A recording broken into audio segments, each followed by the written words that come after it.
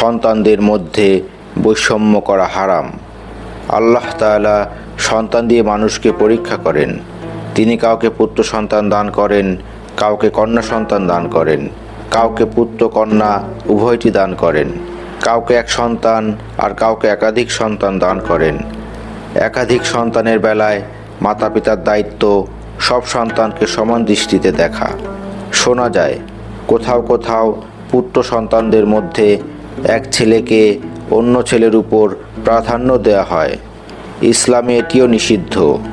নুমান ইবনে বশির রাদিয়াল্লাহু আনহু থেকে বর্ণিত, একবার তার পিতা তাকে নিয়ে রাসূল সাল্লাল্লাহু আলাইহি ওয়াসাল্লামের কাছে গেলেন এবং বললেন, আমি আমার এক ছেলেকে একটি গোলাম দান করেছি।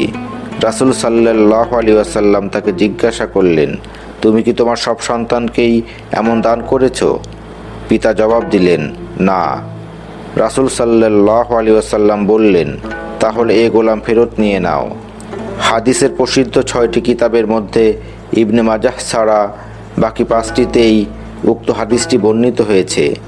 এই হাদিসের কোনো কোনো বর্ণনা এসেছে, তোমরা আল্লাহকে ভয় করো এবং সন্তানদের মধ্যে ইনসাফ কায়েম করো। এই বিষয়ে পবিত্র কোরআনে এসেছে, যখন তোমরা কথা বলবে তখন ন্যায্য কথা বলবে, যদিও তা স্বজনদের সম্পর্কে হয়, আর আল্লাহ প্রদত্ত অঙ্গীকার পূর্ণ করবে।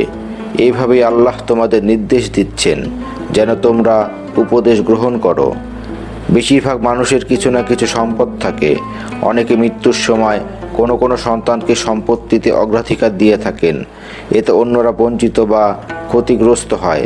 এই বিষয়ে মহানবী সাল্লাল্লাহু আলাইহি ওয়াসাল্লাম বলেছেন, কোনো কোনো ব্যক্তি 70 বছর ধরে নেক আমল করে, কিন্তু ওসিয়ত করার সময় জুলুম করে, তখন একটি খারাপ কাজের মাধ্যমে তার জীবনের সমাপ্তি ঘটে, ফলে সে জাহান্নামে যায়।